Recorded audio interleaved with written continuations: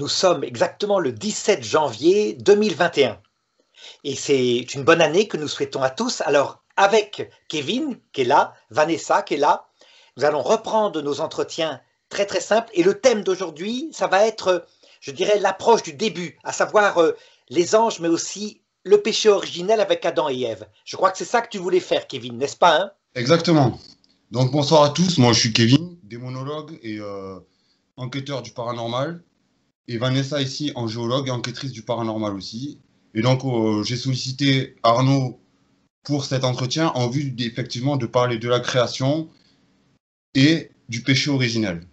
Donc je vais te laisser poser la première question, Vanessa. Bonjour Arnaud. Bonjour Vanessa. Et alors ce qui est bien, c'est que c'était des questions très simples et qui en général sont très vivantes. C'est pour ça que j'aime beaucoup faire ça avec vous. Vas-y, commence Vanessa. Le plaisir est partagé, Arnaud. Oui. Peux-tu nous expliquer la création des anges et les différentes fonctions qu'ils ont? Alors rapidement, puisque ça ne sera pas le thème d'aujourd'hui, voilà, il y a la Trinité au début et en même temps que la matière. C'est ce que dit le dogme, hein. Dieu a créé des anges par millions, on ne sait pas combien, mais en tout cas, c'est des anges qui, quand ils sont apparus comme ça, adultes, des êtres qui n'ont pas de corps. Donc vous voyez, c'est mieux que des extraterrestres, hein, il n'y a pas de planète. C'est un autre monde, c'est un monde de purs esprits, donc des intelligences, des volontés capables d'agir. Et puis, quand ils ont constaté qu'ils existaient, naturellement, ils ont commencé par, par se regarder eux-mêmes. Ils ont vu que c'était extraordinaire.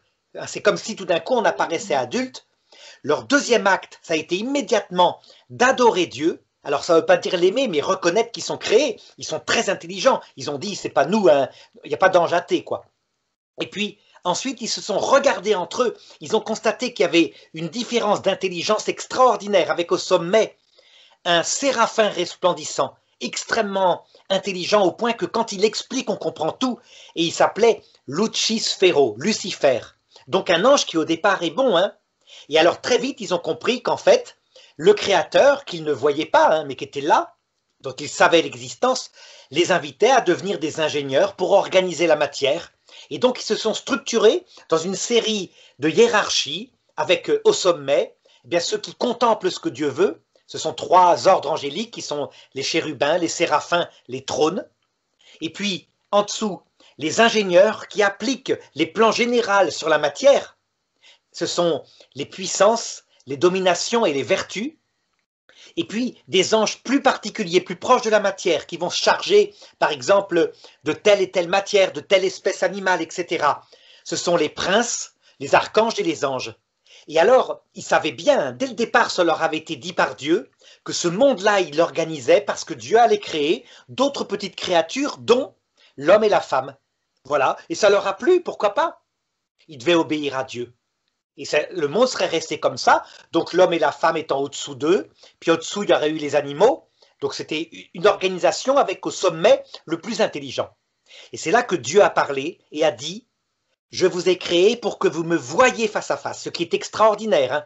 Tous ont adhéré, et c'est là qu'il a mis la condition qui a fait que certains se sont révoltés. Il a dit: et celui qui est le plus humble, le plus petit, sera le plus grand, celui qui me verra davantage. Donc c'est pas le plus intelligent. Et là aussitôt, hein, les anges ont instantanément compris que, en fait, des hommes, et puis en particulier des femmes, qui n'étaient pas encore créés, hein, mais ils savaient bien que sous ce rapport-là, il serait plus grand qu'eux, parce que, évidemment, l'homme est fragile, pas très intelligent, la femme peut donner la vie, et donc il y a une disposition, pour beaucoup d'entre elles, à l'amour, à l'humilité.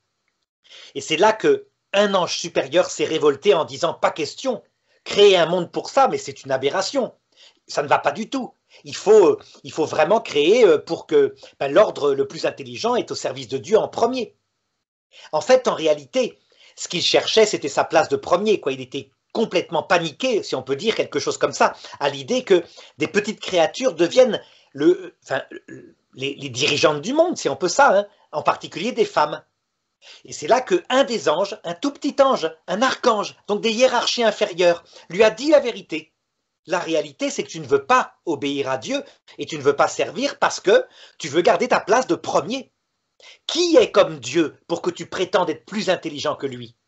Et c'est cet ange-là qui s'appelle Michel, Michael, ce qui veut dire en hébreu qui est comme Dieu. Et c'est une vérité, hein. C'est une vérité qui est comme un glaive qui a résonné dans le ciel des anges. Et donc ce petit ange-là a manifesté le mensonge de Lucifer et de ses anges. Aussitôt, ils étaient vaincus et ils sont partis sur la terre pour essayer de nuire. Et leur obsession, c'est de faire rater ce projet de manière à ce que Dieu change ses plans. Parce que ce sont des anges intelligents, ils veulent voir Dieu, mais à leurs conditions à eux. Voilà l'explication, ce qu'on appelle le mystère de l'iniquité chez les anges. Donc, ils méprisent les hommes et les femmes, hein. Ils veulent simplement les révolter contre Dieu. Et si toute la création se révolte contre Dieu, ils estiment que Dieu va changer ses plans et donner la vision béatifique d'abord aux plus intelligents. Voilà. Moi, pour approfondir justement la question de Lucifer, donc, déjà, qui est-il et quel était son rôle dans les ordres angéliques et surtout à quoi Dieu le destinait normalement au sein de la création? Donc, un ange quand on l'entend, quand il s'explique, c'est simple.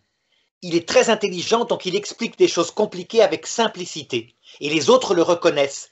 Donc ça devait être celui qui était, je dirais, au service de la création particulièrement, un chef-d'œuvre d'intelligence qui aurait organisé le monde au service de Dieu. Et puis, il s'est enorgueilli. Donc son problème, c'est l'orgueil, finalement. Son intelligence lui a pas été utile. Et tout le problème, c'est qu'il a un espoir de gagner quand même. Parce que s'il n'avait pas d'espoir, il ne se battrait pas. Alors certains ont dit, mais non, il veut simplement se venger de Dieu. Mais Lucifer n'est pas comme ça. C'est un ange intelligent. Son but ultime, c'est quand même de posséder le trésor des trésors, donc de voir Dieu. Même s'il refuse la priorité de l'humilité et de l'amour. Pour lui, c'est quelque chose qui est digne de lui parce qu'il est intelligent. Voilà, c'est tout. Ça aurait été son rôle. En fait, la question, c'était vraiment, est-ce que c'est lui-même qui s'est placé au niveau de sa hiérarchie? Est-ce que c'est dû à son intelligence qu'il était placé en dessous de Dieu? Ou est-ce que c'est Dieu lui-même qui lui a dit, je t'ai créé pour que toi, tu sois le chef des autres, quoi, en gros? En fait, les anges, naturellement, se sont hiérarchisés en se regardant les uns les autres. Ils ont constaté, ils sont comme ça, ils sont objectifs, ils sont réels, qu'il était brillant. Et donc, ils l'ont mis au-dessus, selon un ordre naturel qui leur était naturel. Le plus intelligent indique aux autres ce qu'il faut faire. C'est normal, ce sont des pures intelligences. Donc, ils se hiérarchisent comme ça. Un peu comme nous, si nous étions que des corps, on mettrait en premier le plus fort, physiquement. Eux, ils mettent le plus intelligent. Et c'est là que Dieu a retourné l'ordre en disant c'est le plus petit, le plus humble qui sera le premier. C'est absolument stupéfiant pour eux, hein. Tu comprends bien, Kevin? Bien sûr. Et merci de ta réponse. Alors, peux-tu nous parler de la création des hommes et de son rôle dans le projet de Dieu?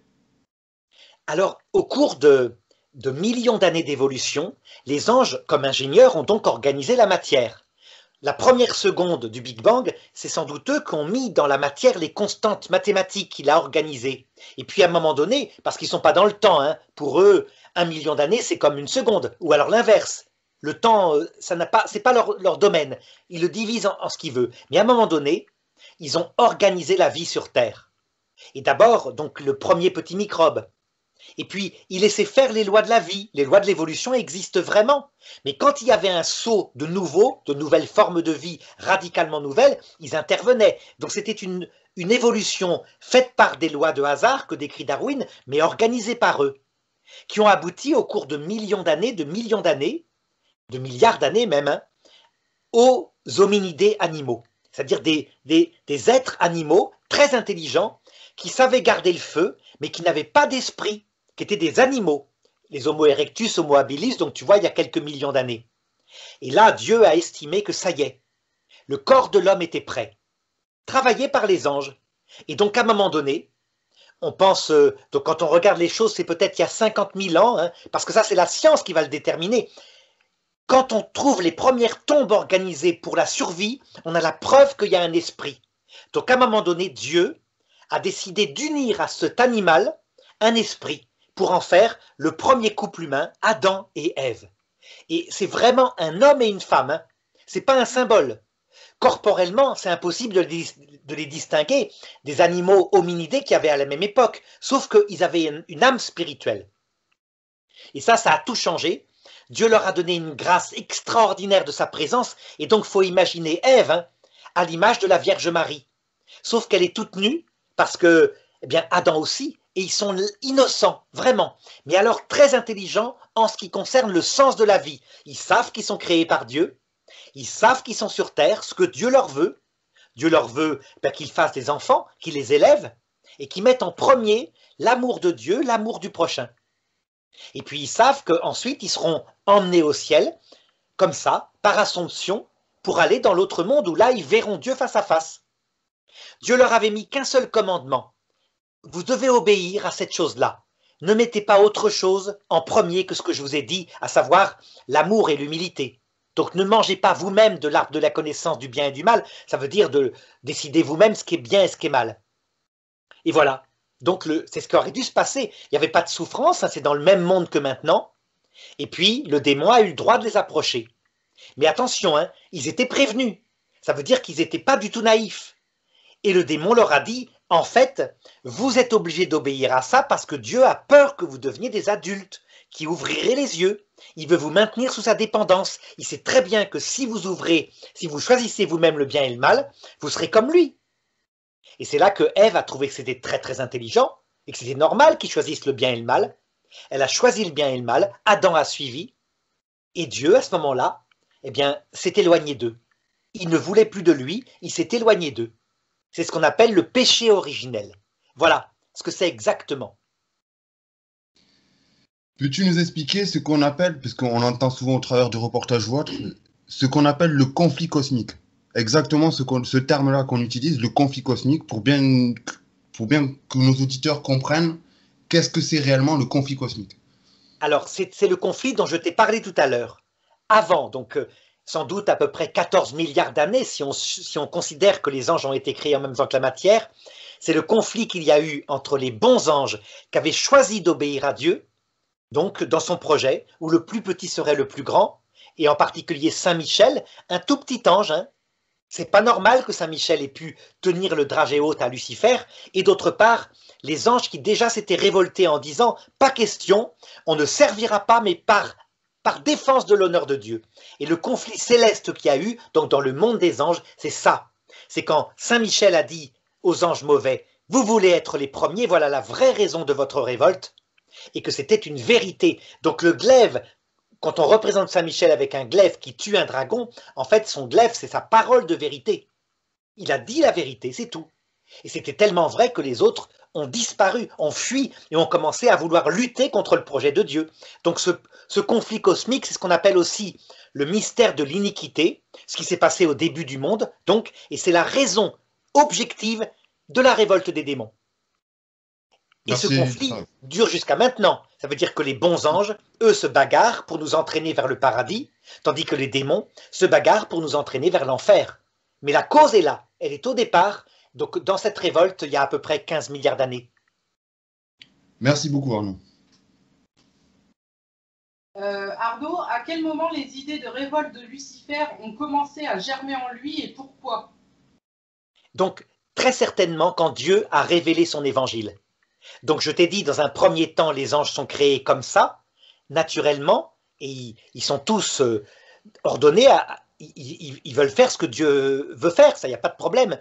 Et quand Dieu révèle son évangile, donc dans un deuxième temps, et le temps des anges, c'est leur pensée, hein, donc ce n'est pas des temps comme nous, cosmiques, hein, ça veut dire ça dure une seconde, puis une seconde en temps intérieur. Quand Dieu leur a dit, je vous ai créé pour que vous me voyiez face à face, mais il faut mourir à soi-même, il faut devenir tout humble pour me voir. Et le plus humble sera le plus grand, c'est là où la révolte s'est décidée. Parce que tu vois, cette valeur de l'humilité n'est pas connaturelle aux anges. C'est pas naturel. C'est comme si, par exemple, imagine Kevin, que tu sois un ingénieur de haut niveau, tu as inventé avec d'autres ingénieurs une navette spatiale, et puis on te dit que celui qui va la piloter, c'est la femme de ménage que tu n'avais jamais remarqué, mais qui fait le ménage depuis le début dans le truc d'ingénieur. Tu dis, mais c'est débile votre truc. Sauf que comme tu respectes le grand patron, tu vas dire, ben, je fais ça parce que je veux défendre ta navette spatiale. C'est pas par haine de toi, c'est parce que, qu'est-ce que c'est que cette idée que tu as dans la tête? Il a un mépris pour l'homme et la femme en particulier. Et donc, comme il avait bien prévu, c'est un être intelligent, effectivement, la plus grande des personnes humaines, c'est la Vierge Marie.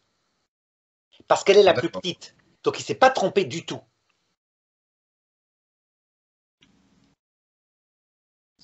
C'était à toi? Non, c'était à moi. Oui, vas-y. Parle-nous de sa déchéance et qu'est-il advenu de Lucifer et de ses partisans par la suite? Ils ont été précipités sur la terre. Ça veut dire qu'en fait, Dieu a respecté leur révolte et leur a donné un certain pouvoir pour, s'il le voulait, lutter contre ça. Alors en Oui, mais fait, excuse-moi, je vais t'interrompre juste 2 secondes. Il aurait pu, dans un claquement de doigts, le frapper de sa foudre ou autre et empêcher cette révolte de suivre son cours. La oui, question est pourquoi il a laissé la révolte, le conflit se poursuivre? il crée de vraies personnes, donc des personnes qui sont lucides et qui sont capables d'actes libres. Et donc il crée la possibilité que ces personnes refusent son projet. C'est un pari. Mais en réalité, finalement, c'est à la gloire de Dieu, parce que s'il les déterminait complètement, ça ne serait plus des personnes, ça serait des robots. Par contre, quand les anges se révoltent contre lui, eh bien, ils respectent leur révolte, et donc ils ont accès au conseil de Dieu, dit le livre de Job. Il leur donne même une certaine permission. Et cette permission-là, en fait, elle va être utile, parce qu'elle va permettre, pour Adam et Ève, à leur tour, la liberté. Je veux dire par là que Dieu dit à Adam et Ève, je vous invite à m'aimer, mais c'est des personnes aussi. Donc il faut qu'il soit possible pour eux de refuser d'aimer, exactement pareil. Ça va être le rôle de Lucifer. Il va leur dire, vous n'allez quand même pas aimer son projet, il veut vous dominer. Et si Adam et Ève avaient été des petits naïfs, sans connaissance, on aurait pu dire que c'était injuste. Mais non, Adam et Ève avaient la même grâce que la Vierge Marie. Donc ils avaient la capacité de résister à Lucifer. Le problème, c'est qu'ils se sont laissés aller en disant, c'est un peu chiant cette histoire de fidélité, là, dans l'amour gnangnan, nous on préfère être libres. Alors le seul problème qui a permis qu'ils soient sauvés par la suite, c'est qu'en fait, ils n'avaient pas l'expérience de l'absence de Dieu. Ils avaient Dieu dans le cœur depuis le début. Et ils ne savaient pas ce que c'était que Dieu absent, un monde donc du coup vide, et puis la mort physique, la souffrance. Donc en fait, ils étaient finalement intellectuellement bien préparés, mais sauf l'expérience. Ce que nous avons par contre. Nous sommes moins bons intellectuellement, nous comprenons moins, mais nous avons l'expérience de la souffrance. D'accord. D'accord, ben merci. Je te remercie. Vanessa, je t'en prie. Alors, que font les démons depuis leur déchéance avant l'apparition de l'homme? Ils passent leur temps à essayer de nuire à la création. Alors dans la période entre leur révolte et puis l'apparition d'Adam et Ève, on ne peut pas savoir exactement ce qu'ils ont fait, mais on s'en doute. On regarde un petit peu la vie et on constate qu'il y a eu des hackers de la vie. Un petit peu comme en informatique. Ça veut dire que sans arrêt, il y avait des formes de vie extraordinaires qui étaient créées, comme par exemple les bactéries, et sans arrêt, il y avait des virus qui les attaquaient pour la détruire. Donc, on peut peut-être imaginer qu'ils essayaient déjà d'empêcher la création de l'homme et de la femme. Et en fait, ça a servi. Parce que, curieusement, ces virus-là ont permis que la vie s'est fortifiée, s'est développée, a développé sa perfection. Tu vois, elle est devenue de plus en plus solide. Alors ensuite, on a quelque chose, un passage qui est très intéressant à regarder, c'est l'histoire des dinosaures. Parce qu'il y a eu une première organisation du monde avec ces fameux dinosaures-là, donc des reptiles qui sont simplement dressés sur leurs pattes, ou alors des reptiles volants. Et alors les dinosaures, c'est curieux parce que le fait qu'ils aient disparu d'un seul coup comme ça, alors que ce sont des animaux glacés, hein, tu vois, c'est pas affectueux un lézard. Hein. Je sais pas si tu as, Kevin, un serpent chez toi. Non, Non, mais je fais des pas un animaux câlin. à sang-froid, je vois ce que tu veux dire. Non. Et puis on fait pas de câlin à un serpent, c'est-à-dire ceux qui ont un crocodile, le crocodile tu l'apprivoises, tu lui fais des guilis-guilis, mais c'est pas comme un chien. Dès qu'il aura faim, il te bouffera. C'est sûr. Donc on se dit qu'il y a peut-être dans cette première création qui a été détruite par une météorite, l'image du monde que peut-être les démons avaient réussi à fabriquer. Et en fait, comme la Bible, elle dit que le démon qui est apparu à Adam et Ève était comme un dragon rouge-feu, dressé sur des pattes, on voit que effectivement le symbole du démon, ça a été ces dinosaures. Donc des êtres glacés, et Dieu n'a pas accepté de faire d'eux les hommes et les femmes, c'est-à-dire des êtres spirituels. Leur psychologie animale était mauvaise, très froide. Il vaut mieux une psychologie plus fine comme il y a chez nous. En tout cas, ils ont disparu, et ce qui est curieux, c'est qu'il n'a subsisté, tu as remarqué, que les reptiles rampants, les crocodiles, les lézards, les serpents. Et c'est une parabole parce que la Bible dit que quand Adam et Ève sont tombés, Dieu a condamné le démon en disant « Tu ramperas maintenant sur ton ventre tous les jours de ta vie ». Tu comprends bien, hein, les démons n'ont pas de corps. C'est symbolique tout ça. Ça veut dire qu'en fait, le démon, spirituellement, passe son temps maintenant à nous tenter sur des choses qu'il méprise. Il nous tente sur le sexe égoïste, la bouffe égoïste, la vanité égoïste, l'argent égoïste. Il n'en a rien à faire de ça. Il n'a pas de sexe, l'argent, c'est du matériel, ça ne lui sert pas. La vanité, il est plus intelligent que tout, donc il est orgueilleux. Il n'a pas besoin d'être honoré. Donc, je vais te poser cette question. La notion des 7 péchés capitaux, ça en fait partie, en fait. C'est sur ça qu'il passe le temps à travailler. Il passe son temps à travailler pour ça, mais la seule chose qui l'intéresse, en fait, c'est le 7e, le péché d'orgueil. Ça veut dire que quand il nous tente sur le sexe égoïste, tu vois, c'est pour développer en nous de l'égoïsme. Le sexe, ça nous réduit à rien quand il est fait dans la luxure. Par contre, quand il peut développer en nous de l'égoïsme, c'est-à-dire qu'on s'aime soi-même et qu'on a fini par en faire la finalité de notre vie, puis que du coup, il peut développer en nous de l'orgueil, on décide qu'on est le plus intelligent des êtres. Alors il espère que, à l'heure de la mort, quand il va nous présenter de nouveau la vérité comme il l'avait fait à Adam et Ève, mais cette fois que nous avons l'expérience de la souffrance, alors qu'Adam et Ève ne l'avaient pas, il espère qu'on va le suivre dans sa révolte. Et alors vraiment, si on le suit dans sa révolte, on se révolte contre Dieu comme lui à jamais. On est parfaitement lucide. Il n'y a plus possibilité d'être sauvé parce qu'on sait ce que c'est que l'enfer, à savoir le cœur vide, l'absence de Dieu. Et donc voilà son but. Il espère qu'au bout du bout, si l'humanité entière le suit dans sa révolte, Dieu va réformer son plan en disant ben d'accord, j'admets, c'est idiot mon truc, je donne la vision béatifique parce que vous êtes intelligent. Ce qui est absurde en fait. C'est débile. Évidemment, ça ne se fera jamais parce qu'il ne comprend pas que ce n'est pas un caprice de Dieu. C'est parce que Dieu est infiniment humble en lui-même. Voilà le problème. Ça vient de la nature de Dieu. On ne peut pas voir Dieu sans être tout humble. C'est impossible. Sans mourir à soi-même. Oui. Qu'est-ce que le jardin d'Éden et à quoi était-il destiné à la base? Donc le jardin d'Éden, c'est la terre telle qu'elle est actuellement, avec les animaux. Donc on voit bien qu'ils se mangeaient entre eux. Ce qui veut dire que quand la Bible dit la mort est entrée par le péché d'Adam et Ève, la Bible parle de la mort d'Adam et Ève. Adam et Ève n'auraient pas dû mourir. Ils devaient monter au ciel comme la Vierge Marie. Par contre, ils voyaient bien que les animaux se mangeaient entre eux, ce qui était pour eux l'avertissement que la mort qui leur était annoncée était réelle quand Dieu leur disait « si vous péchez, vous mourrez ». Mais par contre, les animaux étaient fascinés par eux, donc ils les respectaient. Et eux étaient comme en harmonie avec ce monde, donc ils parlaient le langage des animaux, ils sentaient la présence de l'eau. C'était un vrai paradis, avec la présence de Dieu dans leur cœur. Mais un paradis provisoire. Donc le corps d'Adam et le corps d'Ève est le même que le nôtre, mais avec une présence de Dieu qui fait que, du coup, leur corps obéissait complètement à leur âme, leur sensibilité n'avait pas comme nous des pulsions qui ne contrôlaient pas, hein. Ils étaient vraiment bien dans leur peau, vraiment bien. Il leur manquait juste la vision béatifique qu'ils auraient eue le jour de leur assomption. Et ils devaient mettre au monde des enfants avec la même méthode que nous, donc l'acte sexuel. Hein. Il y a certains qui disent, mais pas du tout. Ils le faisaient en se regardant dans le blanc des yeux. N'importe quoi. Dieu avait créé l'homme et la femme comme maintenant. Hein. Sauf que c'était un acte sexuel tout limpide, tout pur, que par amour. Donc ils étaient nus et il n'y avait aucune espèce de convoitise, c'était innocent. C'est après que la convoitise est née, parce que Dieu, en partant, leur sensibilité s'est révoltée contre leur âme et ils se sont mis à avoir des pensées cochonnes. Et là, c'était autre chose. Ils n'étaient pas habitués, donc ils se sont habillés. D'accord. Merci pour ta réponse. Alors, peux-tu nous expliquer ce qu'est l'arbre de la connaissance du bien et du mal et pourquoi Dieu a-t-il interdit à l'homme d'en consommer son fruit? Donc l'arbre de la connaissance du bien et du mal, c'est en fait la connaissance et le choix par soi-même d'un bien et d'un mal différents de Dieu.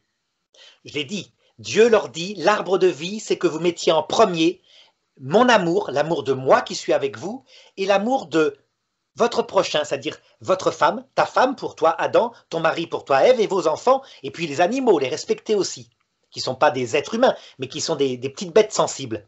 Donc voilà, ça c'était la volonté de Dieu, l'humilité, l'amour. Et l'arbre de la connaissance du bien et du mal, c'était de mettre autre chose, comme par exemple, eux-mêmes, je m'aime moi-même d'abord, ou j'aime ma brillante intelligence, ou j'aime mon pouvoir. Enfin bref, autre chose que ce que Dieu avait appelé le bien et le mal. Et c'est ce qu'ils ont fait. Donc en fait, c'est un péché d'orgueil. Ce n'est pas un péché sexuel, c'est impossible. Tu te rappelles pourquoi, hein? Puisque je vous ai dit qu'ils se contrôlaient parfaitement au niveau corporel. La sexualité était donc innocente chez eux. Par contre, l'orgueil, acte de l'intelligence, ils l'ont fait. Et du coup, ben, Dieu est parti. Et c'est là que sont arrivées toutes les autres passions en nous, comme on les voit. Merci pour ta réponse. Dans notre Sainte Bible, il est mentionné que Satan apparaît à Ève dans le jardin. Pourquoi Dieu l'a-t-il laissé accéder à l'Éden? Pour la liberté, c'est nécessaire. De la même façon que Satan nous apparaîtra à l'heure de notre mort, parce que de la même façon, quand le Christ nous apparaîtra et que nous serons parfaitement lucides et parfaitement redevenus maîtres de nous, il faut que notre liberté ait un autre choix, logique, si nous le voulons, quand nous ne voulons pas aimer Dieu. Eh bien, le rôle de Lucifer, c'est qu'il présente un paradis alternatif, à savoir l'enfer, ce que nous on appelle l'enfer, mais qui est en fait l'amour de soi, poussé jusqu'au mépris de Dieu et du prochain, mais dans un monde viable, un monde magnifique. Le seul problème, c'est que Dieu nous révèle à ce moment-là, attention, tu as l'expérience maintenant, tu auras un monde magnifique, une vie éternelle, oui, Lucifer ne te ment pas, on est éternel en enfer, mais ton cœur sera vide. Tu vas perdre deux choses, tu ne me verras pas, et tu n'auras pas de prochain puisque tu seras méchant. Donc, tu auras tout matériellement, et donc tu auras toutes les conséquences d'un cœur vide, la haine, la colère. Tu seras jaloux de ceux qui sont au paradis parce que tu verras qu'ils sont tout humbles et qu'ils ont tout. Bref, toutes les peines décrites de l'enfer, qui sont des peines spirituelles, hein, évidemment. Sinon, personne ne choisirait l'enfer si c'était un barbecue, évidemment, hein, tu penses bien. Donc c'est autre chose. C'est un enfer, l'amour de soi poussé jusqu'au mépris de Dieu et du prochain. Voilà, rôle absolument nécessaire. Merci Arnaud. Alors, qu'est-ce que le péché originel et comment se fait-il que Dieu ait laissé tenter Ève? Alors, laissé Satan tenter Ève, pardon. Oui, le péché originel est donc l'acte volontaire, libre, parfaitement maîtrisé d'Adam et Ève quand ils ont choisi autre chose que ce que Dieu leur proposait. Donc c'est un péché mortel qu'ils ont commis, tous les deux, librement, sous la tentation du démon qui leur a présenté extérieurement, donc ils étaient capables d'y résister, il leur a présenté ce choix alternatif. Je l'ai dit, il leur manquait quand même l'expérience, donc ils ont pu être sauvés par la suite. J'ai répondu, qu'est-ce qu'il y avait comme autre question? Il y en avait une deuxième, Vanessa. C'était comment se fait-il que Dieu ait laissé Satan tenter Ève? Donc, pour la raison que je t'ai indiquée, on ne peut pas forcer à aimer. S'il n'y a qu'un choix, ça ne s'appelle pas la liberté. L'amour est libre. Et donc, il faut forcément que si on ne veut pas aimer, il y ait une possibilité cohérente et alternative. C'est une question de liberté. Donc, si Dieu nous veut libres comme des personnes, alors il fait le pari que nous puissions le mépriser. C'est effectivement comme ça. C'est donc nécessaire. Hein. Tu vois, le rôle de Lucifer était important pour ça. Mais à la rigueur, ça aurait pu se faire sans lui. Adam et Ève avaient la capacité par eux-mêmes de dire non à Dieu, même si Lucifer ne les avait pas tentés. C'était des personnes libres. Donc, d'où le libre arbitre. Le libre Voilà. arbitre, j'allais le dire, ouais. C'est ça. En conclusion, nous pouvons donc dire que tous ces événements que nous venons d'évoquer sont à l'origine du mal et que, par la désobéissance de Ève, le péché est entré dans le monde. Oui, mais attention, hein, le péché est entré dans le monde, la mort pour Adam et Ève est entrée dans le monde, et surtout, regarde cette chose très étonnante, c'est qu'il nous tombe dessus. Je vais t'expliquer comment. C'est très simple. Adam et Ève sont donc des êtres adultes, lucides, et donc forcément, puisque ce sont eux qui vont donner la vie à tous les enfants qui suivent, toute l'humanité spirituelle, eh bien, leur choix, Dieu a décidé que, eh bien, ils le respecteraient. Ce serait le choix qu'ils prendraient pour leurs enfants. Un peu comme toi, Kevin, ou toi, Vanessa, si vous êtes un jour père et mère, vous pourrez décider de baptiser vos enfants ou pas. Et si vous ne baptisez pas vos enfants, si ta mère, Vanessa, décide de baptiser en douce le bébé parce qu'elle estime que c'est bien, elle n'a pas le droit. Le choix est dépendant de vous seul, et Dieu le respecte. Eh bien, Adam et Ève, c'est pareil. Le péché originel, c'est simplement que Adam et Ève ont choisi pour Kevin, pour Vanessa, pour moi, qu'on est très libre. qu'on n'aurait pas la présence de Dieu envahissante dans le cœur au moment de notre conception, dans le ventre de notre mère, 9 mois avant notre naissance. Non, on voudrait, ils ont voulu pour nous, pour notre bien, hein, qu'on naisse libre, et qu'ensuite on puisse choisir si on voulait. Eh bien, Dieu respecte Adam et Ève, ce qui veut dire qu'à partir de ce moment-là, tous les enfants d'Adam et Ève, Dieu ne venait pas dans leur cœur, il les laissait comme ça. Alors évidemment, Dieu n'était pas idiot, hein. Il les a laissés comme ça avec des faiblesses et de l'ignorance, parce que comme ça, ils découvraient leurs faiblesses et leur misère. Et par ce nouveau moyen qui s'appelle la souffrance, ils allaient pouvoir petit à petit comprendre que sans Dieu, ils n'étaient pas heureux. Donc c'était pour les sauver. Et grâce à ça, il a fait un salut beaucoup plus profond que ce qu'il y aurait eu s'il n'y avait pas eu le péché originel, parce qu'on apprend à être humble, pas seulement par l'obéissance maintenant, mais par la souffrance. On peut même donner notre vie pour quelqu'un. Quand je pense par exemple aux toutes les jeunes filles dans les années 1900, tu sais, elles avaient une chance sur 3 de mourir en mettant au monde leur premier bébé et elles le faisaient quand même. T'imagines l'héroïsme? Ça, c'est des jeunes femmes de 18-19 ans qui le faisaient. Eh bien, c'est quand même extraordinaire. Donc on peut dire qu'il y a un amour très grand. Moi, j'avais une question, parce que tout à l'heure, tu as soulevé un point intéressant. Tu disais que quand Adam et Ève ont décidé de croquer dans le fruit défendu, ils l'ont fait librement en étant conscients de leur choix. Oui, Mais en général, quand tu utilises ce terme-là, c'est pour désigner le blasphème contre l'Esprit Saint, non pas un péché mortel. tout à fait. Sauf que, heureusement, il leur manquait une chose, je te l'ai dit tout à l'heure, l'expérience. C'est-à-dire qu'ils avaient la théorie, la souffrance, la mort, Dieu qui s'en irait, mais ils étaient naïfs comme tout. Ils n'avaient pas expérimenté, à la différence de nous. Souvent, avant d'être chrétien, on a expérimenté une vie sans Dieu. Donc par exemple, quand on fait n'importe quoi, que le monde n'a pas de sens, qu'on a le cœur un peu angoissé le soir. Et donc normalement, nous, quand la liberté va nous être rendue entièrement à l'heure de notre mort, donc on va devenir de nouveau comme Adam et Ève, pleinement lucides, pleinement maîtres de nous, nous aurons en plus l'expérience. Voilà pourquoi maintenant, un péché contre l'Esprit Saint expérimenté d'un adulte conduit en enfer éternel, parce que la personne dit en enfer, mais je sais parfaitement ce qui m'attend, je le sais, je suis lucide, je choisis, et vous me foutez la paix. Elle ne revient jamais en arrière, elle ne veut pas. Alors il y a le sort des bébés qui pose problème, les bébés qui meurent, qui n'ont pas vécu la vie terrestre, ben, ça veut dire que Dieu a prévu pour eux un chemin qui s'appelle les limbes, qui ne sont pas éternels, hein, maintenant on le sait, mais des limbes où ils vont vivre une vie et grandir et petit à petit eux-mêmes être capables de faire un choix. Donc l'Église là-dessus, elle commence à réfléchir sur le sort des bébés, ils sont très nombreux. Hein. C'est peut-être un enfant sur 4 qui est comme ça, qui ne passe pas par la vie terrestre. Et donc les limbes sont sans doute le passage par où ils grandissent. Ah, tu vois, moi, je pensais que les bébés, justement, qui étaient morts, peut-être comme dans le cas où tu es en train d'expliquer, ils allaient directement au paradis, quoi. Parce que c'est des êtres innocents. Oui, On associe souvent, d'ailleurs tout le temps, le bébé, le nourrisson ou l'enfant à l'innocence. Ouais. et c'est ce que m'avait dit un théologien en me disant, mais comment dites-vous ça? Regardez les saints innocents qui ont été tués au moment où Jésus est né. Ils sont allés au paradis, tout de suite. Et je leur ai répondu, mais non, ils sont allés au paradis 33 ans après. Tu parles du massacre d'Hérode à Bethléem, Voilà, c'est ça? D'accord. exactement. Ils ne sont pas allés au paradis tout de suite. Ils sont allés au paradis le vendredi saint. Donc 33 ans après, ce qui veut dire qu'il y a des limbes où les enfants peuvent devenir adultes. Et ça se comprend très bien. C'est Si logique. tu admets, Christ est descendu dans les limbes. voilà, il est Pendant descendu dans 3 les jours. limbes, il a Exactement. prêché aux enfants et aussi aux adultes de l'Ancien Testament. Mais les enfants en question, un enfant, ça ne se marie pas.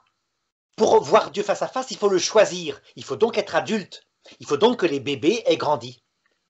Tu vois, l'idée de saint Augustin que les bébés baptisés rentraient directement au paradis et que les bébés non baptisés allaient directement dans la damnation éternelle, les deux sont fausses. Parce que le paradis est un acte libre, ce que je t'ai expliqué, hein, il faut être adulte, c'est comme un mariage. Les conditions du mariage, c'est d'être lucide, d'avoir choisi, de connaître le cœur de son épouse, etc. Ben c'est pareil. Et puis, pour l'enfer, les limbes éternelles, c'est pareil. Un petit innocent n'y va pas comme ça. Pour aller en enfer, il faut le pécher contre l'Esprit Saint. Donc il faut qu'il soit devenu adulte. D'accord, ben, Tu vois, merci. c'est une réflexion de l'Église qui est en train de se faire. Hein. Elle va avancer. Elle va avancer. D'accord. Si tu as d'autres questions, Vanessa, n'hésite pas. Non, pas pour le moment. Non. Ben, Alors, peut-être sur la transmission du péché originel, je ne sais pas si vous voyez. Hein. Oui, vas-y Arnaud. Oui, Par le fait que nous sommes enfants d'Adam et Ève, nous sommes sous le choix d'Adam et Ève. C'est comme ça que ça se transmet. C'est une transmission spirituelle, mais qui vient du fait que notre biologie, on est enfant d'Adam et Ève. C'est Oui, parce exactement la que, même. excuse-moi de te couper, Oui, j'avais vu un reportage justement où c'est que, soi-disant, ça aurait été prouvé scientifiquement, tous les hommes, ils ont un même, un descendant. ouais, une seule Ouais. même, je crois, c'est chromosome ou gène, oui. et Lève on- mitochondriale. Oui, je vois de quoi tu parles. Mais en voilà, fait, non, ça n'a pas de rapport. Ça veut dire qu'à l'époque où il y avait des hominidés animaux, il y a dû avoir une catastrophe qui a fait qu'il y a eu très peu, peut-être qu'une seule femelle qui a survécu. Mais moi, je te parle de choses qui datent d'il y a 50 000 ans. Et donc, en fait, quand on repère au niveau scientifique, on voit bien qu'il y a un peu partout dans le monde des hominidés non spirituels qui ont le même corps que toi et moi. Donc, je te propulserai à l'époque, tu vois un jeune homme qui s'approche, tu t'approches et c'est un singe. Il a un comportement de singe. Il n'est pas capable de penser spirituellement. Il n'y a pas encore eu l'esprit. Et puis tout d'un coup, Dieu crée un couple et il met l'esprit, il le fusionne pour faire Adam et Ève. Et tous ceux qui descendent d'Adam et Ève sont des êtres spirituels. Ça veut dire que dès que quelqu'un est descendant d'Adam et Ève, Dieu crée son esprit. Alors comment s'est répandue la vie spirituelle? On commence à le deviner. L'Église, elle se sert de la science. Et comme on voit que, par exemple, quand nous sommes, nous, Homo sapiens, arrivés en Europe, où il y avait des hominidés animaux qui n'avaient pas de tombe, qui s'appellent les hommes de Néandertal, et qu'on voit qu'il y a chez nous, les Blancs et les Asiatiques, à peu près 5 ou 10% d'ADN de Néandertaliens. Ça veut dire qu'il y a eu de la zoophilie. On a couché avec, on a dû attraper des femelles de Néandertaliens, et puis les hommes en faisaient leur maîtresse, quoi. Et puis les enfants avaient un esprit. La preuve, c'est qu'on a un esprit. Donc, tu vois, la théologie va se servir de ce que la science lui apporte pour arriver à comprendre ce qui s'est passé. Par contre, les Africains noirs n'ont pas d'ADN de néandertalien. C'est un fait. ah bon, Donc chez eux, il n'y a pas eu de ce mélange-là. non, moi non plus, je savais pas ça, tu vois, c'est... Donc tu chercheras sur Internet hein, le mélange entre Homo sapiens et néandertalien. On a des sites, ça a été découvert il y a à peu près 15 ans, cette affaire-là. D'accord. Et ben ouais, ben ça, tu vois, c'est... Je savais pas, tu Pas vois. du tout. Non. Je te remercie, ouais, là, tu nous as appris Oui. un truc... Et sans doute que ça fait référence, tu te rappelles le chapitre 6 de la Genèse, hein, quand Oui, les fils de Dieu trouvèrent que les filles des hommes étaient belles, ils couchèrent avec elles. Ben c'est ça, quand Dieu se met en colère, c'est peut-être une référence à ce vieux truc qui s'est passé il y a à peu près, ça a dû se passer il y a 30 000 ans, par là. ok. Mais je pense qu'on a fait le tour de... Ouais. On a fait le tour de toutes les questions qu'on avait à te faire, hein. Je pense que... Alors regarde, si je résume, hein, pour ce qui est d'Adam et Ève, le livre de la Genèse, quand on le lit, il y a plein de choses symboliques et mythiques, c'est évident. Mhm. L'histoire de la côte d'Ève, par exemple, on voit bien que c'est symbolique d'abord. Ça veut dire que la femme, tu vois, elle n'est pas créée de nos pieds. Ça veut dire qu'elle n'est pas faite pour être dominée. Elle n'est pas créée de nos mains. Ça veut dire qu'elle n'est pas faite pour être une bricoleuse avec nous, pour installer la maison. Elle est faite de la côte, ça veut dire la partie la plus proche du cœur. Ça veut dire que on n'arrive pas à vivre sans l'aimer. Elle est notre complémentarité, tu vois. C'est quelque chose que Marx n'avait pas compris. S'il avait compris qu'un homme travaille pour sa femme et ses enfants, et que là il se dévouera, qu'il mettra toute son énergie dans son boulot, il n'aurait pas inventé le communisme où il croyait que les hommes allaient travailler pour la collectivité. Et ça n'a pas marché. Non, c'est pas vrai. Un homme, il aime sa femme, il se battra à la guerre pour protéger sa femme et ses enfants. C'est la complémentarité du cœur. On voit bien qu'il y a un sens très profond. Par contre, l'Église, elle a simplement dit qu'il y avait 5 choses qui étaient historiques dans l'histoire d'Adam et Ève. 5 choses. Le reste, on fait ce qu'on veut. Est-ce que c'est réel? Est-ce que c'est symbolique? À nous de voir. Adam et Ève ont existé. C'est vraiment un homme et une femme, donc ce n'est pas le symbole de l'évolution. Hein.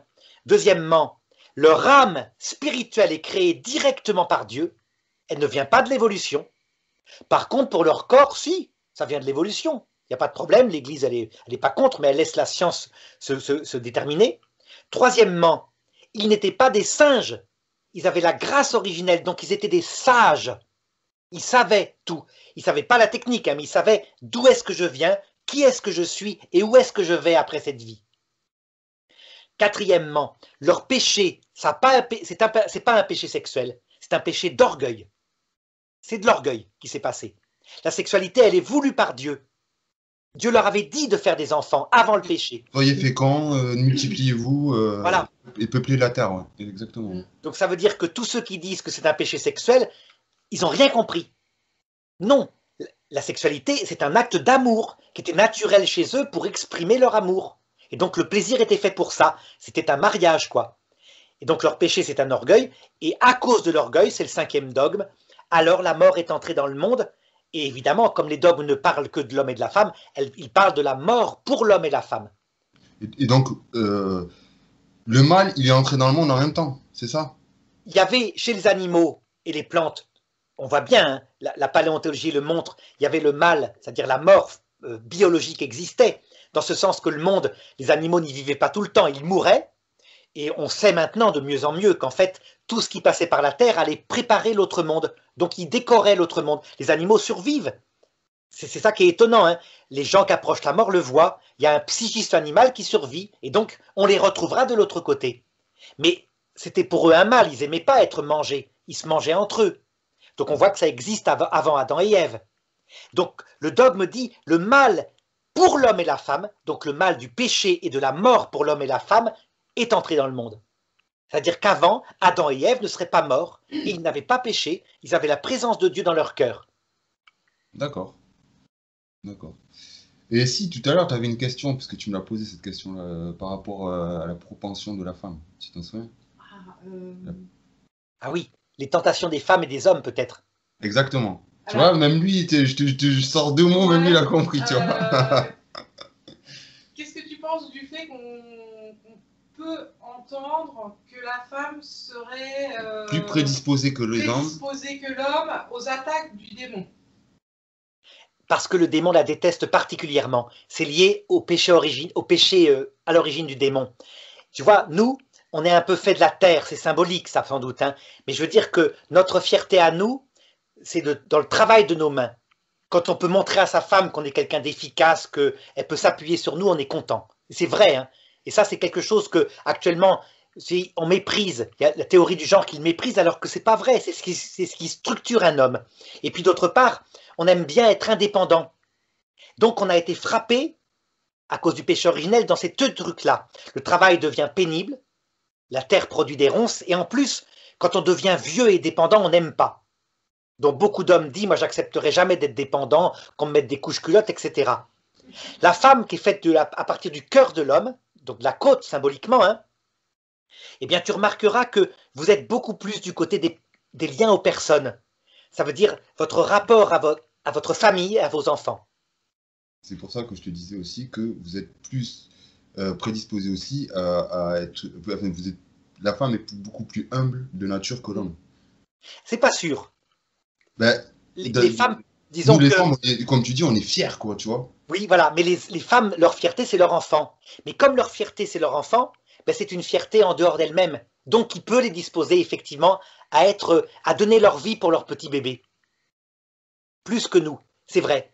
Mais l'orgueil d'une femme est réel. Une femme peut être très orgueilleuse pour ses enfants. Très, très dur, etc. Donc, disons qu'il y a une disposition à ce que cet orgueil se mette en relation avec l'amour.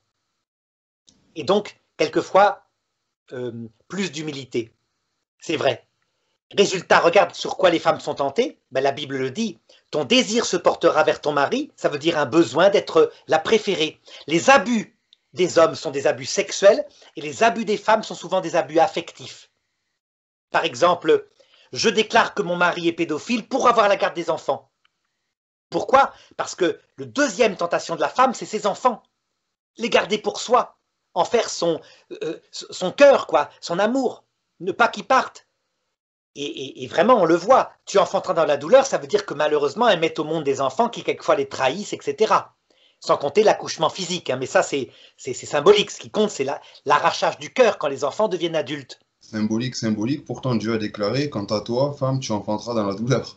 Oui, c'est physiquement réel, mais ça peut être contourné par la péridurale.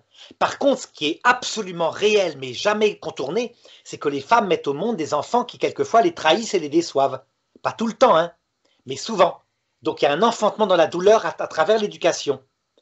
D'où le rôle de l'homme, tu sais, qui est là pour pour que l'enfant devienne adulte, qu'il quitte la maison. Couper le cordon ombilical quand l'enfant naît, c'est ce qu'on demande, c'est ce qu'on donne à l'homme à faire. Le médecin le donne, le ciseau. Ben, c'est symbolique D'accord. comme geste, c'est un geste traditionnel.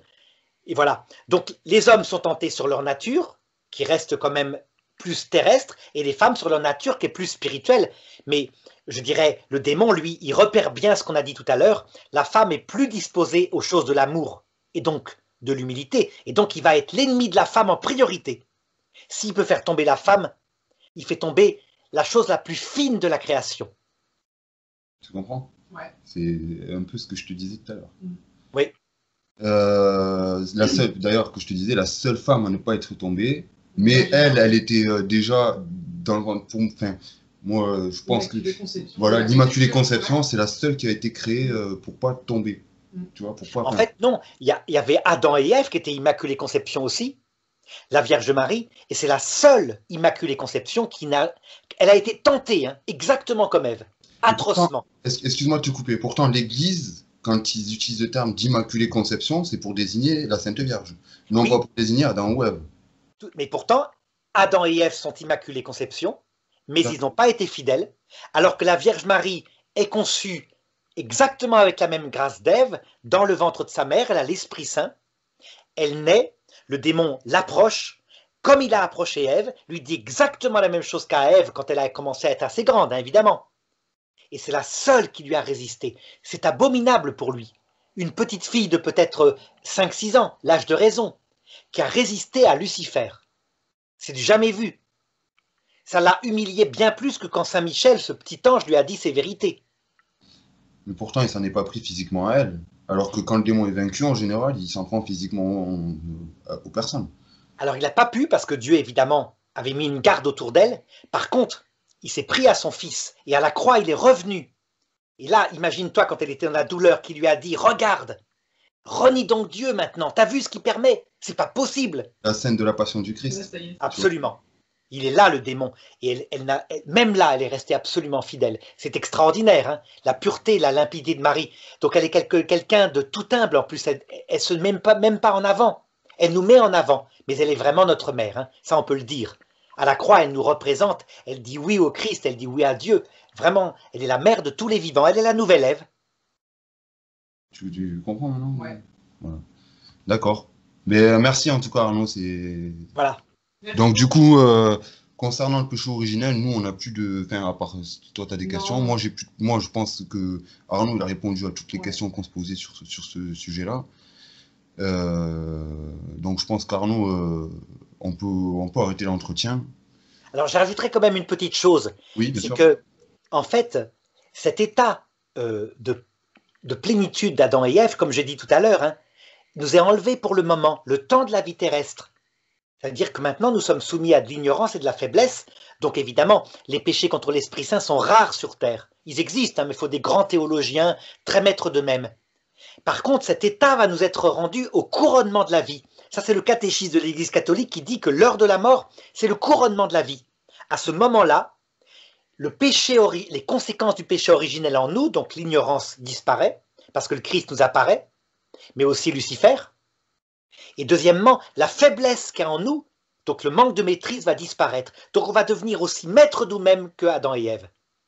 Ce qui veut dire en fait qu'on est passé par un premier purgatoire qui s'appelle la terre, où on a expérimenté ce que c'est que vivre loin de Dieu.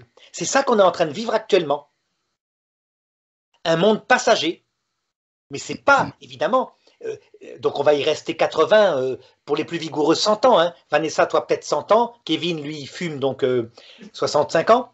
Merci. Ouais, comme ça. Hein. Et puis, bonne année, bien sûr.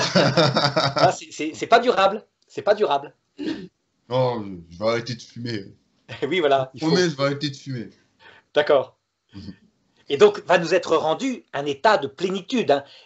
On ne peut pas, dans ce qui concerne, vu notre fragilité actuelle, notre manque de lucidité, Dieu ne peut pas, évidemment, décider du destin éternel d'un petit être humain, là, dans ce qu'on voit de la vie terrestre. Hein. Dieu, il est juste. Donc, on sera vraiment, ça se fera justement. Personne ne se damne si ce n'est parfaitement lucidement et parfaitement en maîtrise de soi, ce qu'on appelle le péché contre l'Esprit Saint. Donc ça veut dire, pendant notre vie terrestre, on ne peut pas, entre guillemets, faire de blasphème contre l'Esprit Saint. On peut, mais c'est rare. Par exemple, les grands prêtres juifs en ont été capables, mais c'était des grands théologiens, très bien élevés, donc parfaitement calmes. C'est rare. Par contre, à l'heure de la mort, quand nous est rendue la plénitude, là, il y a des gens qui le font, beaucoup plus. Hein, et on peut être inquiet pour des gens qui ne cèdent à rien. Tu vois, par exemple, l'attaque contre les femmes qui a eu lieu en mai 68, où on voit des femmes qui ont mis comme sommet de leur vie la liberté d'avorter, de tuer le fruit de leur entraille et de divorcer. Et qui maintenant ont 75 ans et qui continuent de dire aux jeunes filles, c'est formidable, c'est ça qu'il faut faire. Alors qu'elles sont toutes seules, qu'elles sont malheureuses, qu'elles n'ont personne dans leur vie, parce que maintenant elles n'ont plus un beau corps. Donc c'est fini d'attirer comme ça. Et donc elles devraient comprendre, elles ne comprennent pas. Elles sont très en danger, il faut prier beaucoup pour les 68ards, hein, les féministes de cette époque-là. Mais Dieu les rattrape, beaucoup, par l'angoisse, parce qu'il a mis des lois intérieures, donc elles subissent beaucoup de souffrance, beaucoup de solitude, et donc il arrive à les rattraper, je crois. Mais quand même, il faut prier pour elles. Merci Arnaud. Ouais. Là, c'était important, je pense, de soulever ce point aussi, parce que moi, personnellement, je pense que je n'aurais pas pensé. Oui, oui. C'est-à-dire qu'on voit que c'est concret tout ça. Hein. Il y a une histoire très concrète qui va trouver son achèvement à l'heure du retour du Christ, quoi, tout simplement. L'avènement. Oui, donc à l'heure de la mort. Voilà, on a à peu près tout dit, je crois, oui. Oui, c'est bien. Et ça aura duré 52 minutes, c'est une bonne durée. C'était des bonnes questions encore, Kevin et Vanessa. C'était super. Hein. Merci. Et dis-toi, en plus, on a tout improvisé pour les questions. On n'a pas fait de script ni rien comme je fais d'habitude. Non, mais vous n'avez rien oublié. Vous n'avez rien oublié. Et donc, ça me paraissait important, en fait, surtout pour nos auditeurs, d'avoir une certaine, tu sais, comment je disais ça ? Une continuité, c'est-à-dire ne pas directement attaquer un sujet sans avoir, tu sais, les prémices, les prémices, le commencement. C'est-à-dire le péché originel, oui, mais avant le péché originel, il s'est aussi passé des choses. Ouais. Le péché originel, c'est une conséquence de la révolte de Lucifer, du conflit cosmique et de la création des anges et du monde. Quoi. Voilà, tout à fait. Comme ça, on voit l'harmonie. Il reste à voir le terme. Alors, le terme, c'est l'heure de la mort, mais ça, c'est autre chose. Mais on voit bien que le début, on a les bases ici. Les bases. Exactement. Ça, c'est un sujet, Arnaud, qu'on abordera, toi et moi, dans un débat ultérieur. Voilà, tout à fait.